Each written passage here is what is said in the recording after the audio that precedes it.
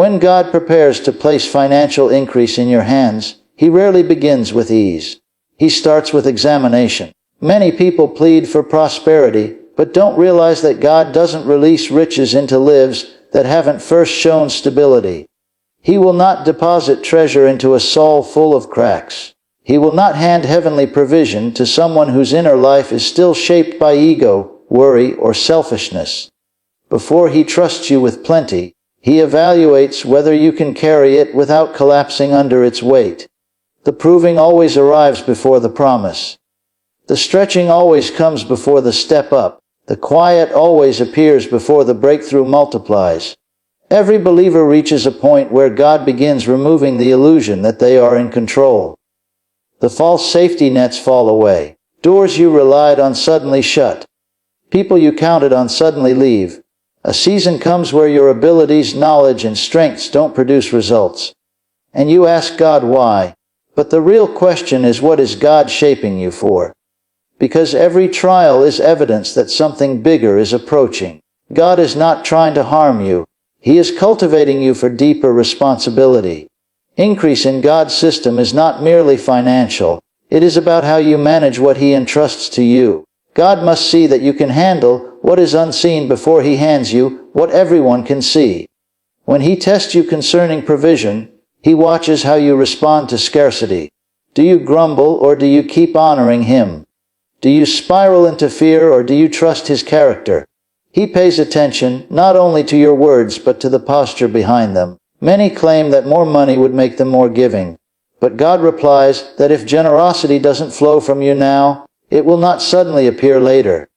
Gratitude creates generosity, not abundance. When God is testing you, He often places blessing behind difficulty. He hides opportunity in opposition. He puts advancement behind irritation. Why? Because He wants to know whether your faith can survive when your eyes see the opposite. Every promised place is preceded by a wilderness. And in that wilderness, God studies your heart. He observes your actions when no audience is present.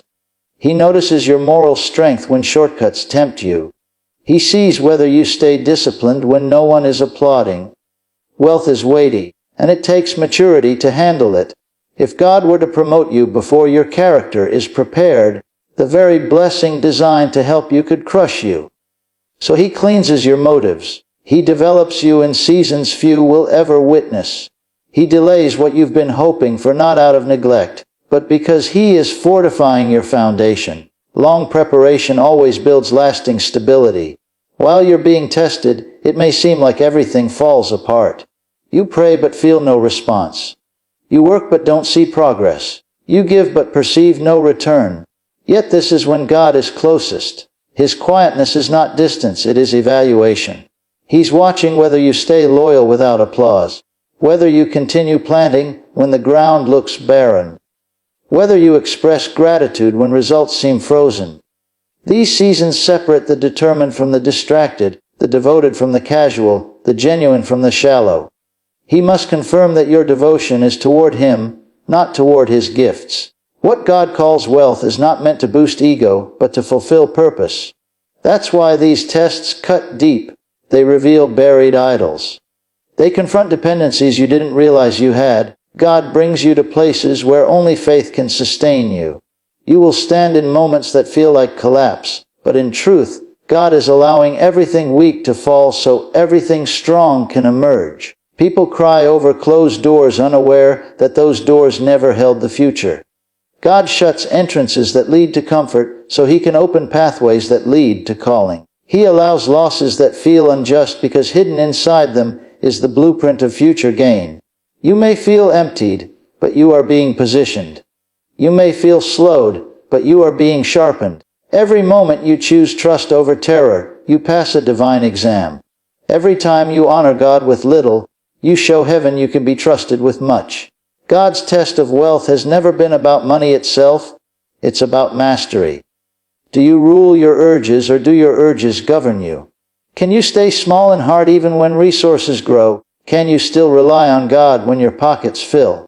Many ask for riches but forget that money magnifies whatever is already inside. If arrogance hides within, money amplifies it.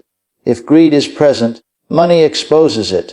But if humility and thankfulness live in your spirit, wealth becomes a tool for God's purposes. This is why God withholds certain blessings until He knows you can handle them without being overtaken by them. Some seasons of financial dryness arrive not as punishment, but as training. God teaches you to value assignment over amusement, calling over comfort, and obedience over opportunity. He allows moments where what once worked suddenly stops, reminding you that your source is not salary, business, or people. It is Him alone. Once you grasp this, you stop living like a survivor and start living like a steward, and stewardship is the doorway to divine prosperity. As God evaluates you, He may let others rise before you, not to stir jealousy, but to cleanse it out of you. Can you celebrate someone else's blessing without doubting your own journey? Can you cheer for those who advance before you without bitterness? This test uncovers whether your heart can handle prosperity without comparison.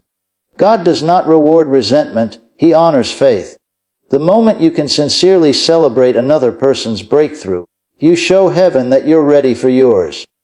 Many lose the wealth God intended for them because they mistake testing for rejection. They conclude God has forgotten them, but they misunderstand the silence. It is His training chamber. God does not form champions in comfort. He shapes them in pressure. Every spiritual giant has walked through the desert of delay and learned to trust God, even when feelings drowned clarity. That is the ultimate examination. Will you follow God when His process baffles you? The longer the testing, the larger the assignment that follows. You're not being punished. You're being prepared. Every tear shed in obedience is watering your future harvest. Every disappointment is a divine rerouting. Every delay is an investment into your maturity. God's timing is never slow, it is strategic. When He finally releases wealth, you'll gain not only provision but insight. Not only resources but revelation. That transformation is the entire purpose of the journey. It shapes the one who will carry the blessing. And when the moment of release arrives, you'll see clearly that what felt painful was actually protection. God was shielding you from premature exposure, from unhealthy partnerships, from trusting the wrong people. He was guarding you from success that destroys instead of elevating. He was purifying your motives, sharpening your focus, aligning your spirit with His intent. Once alignment comes, you stop chasing increase. Increase begins to chase you, because God knows you can carry it.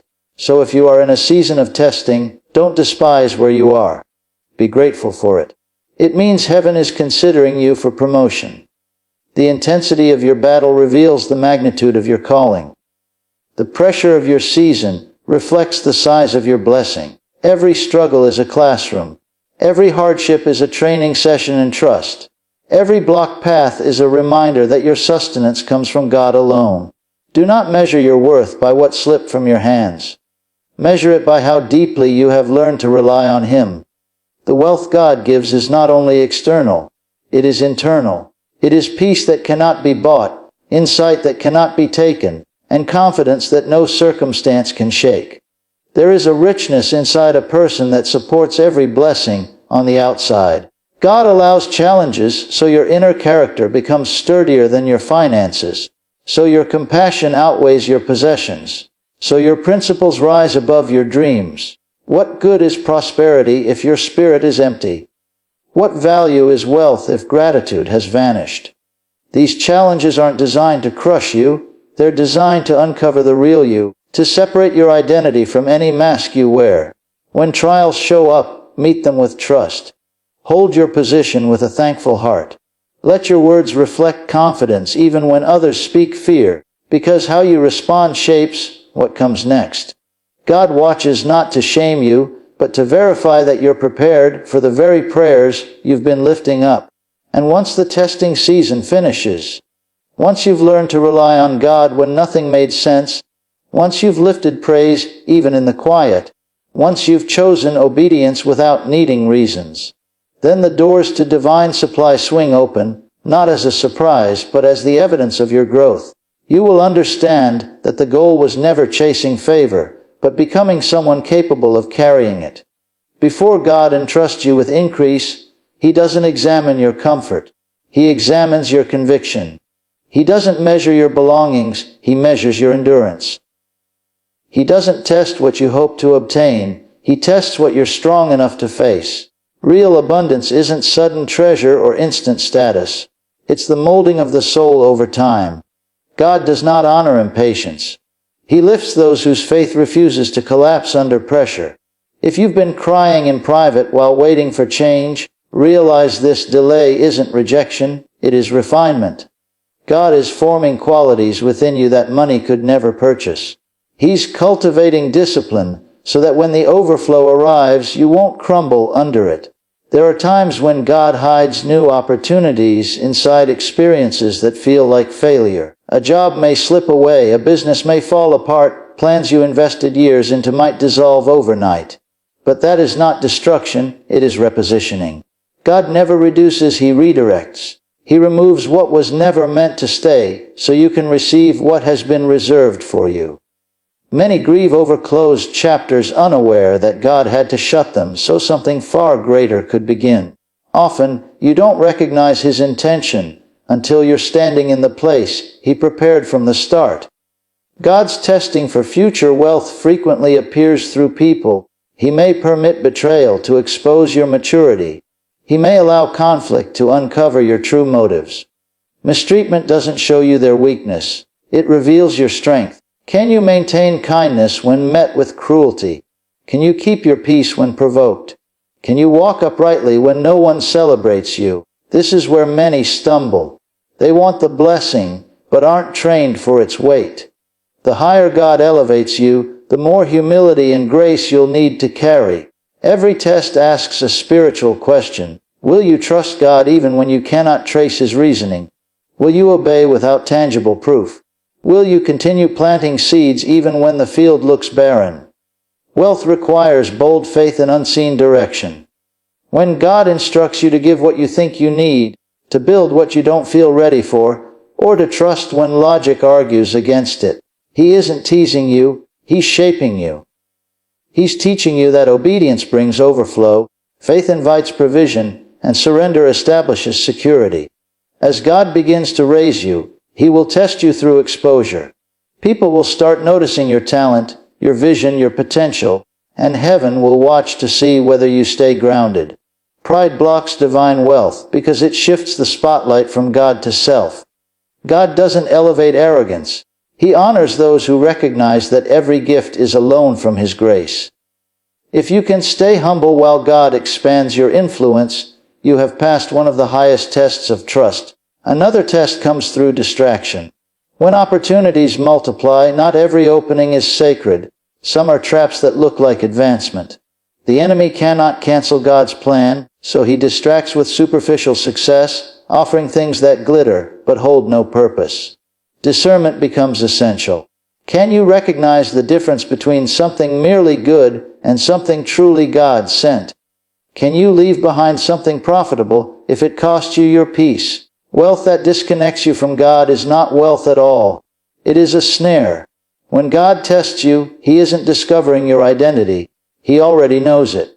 The test helps you discover who you've grown into. Trials reveal your strength, expose where you need refining, and prepare you to handle more responsibility. You can't defeat what you refuse to face. God will bring you into confrontation with your own limitations, so you learn to lean fully on Him. Ultimately, the test isn't about money, it's about eyesight.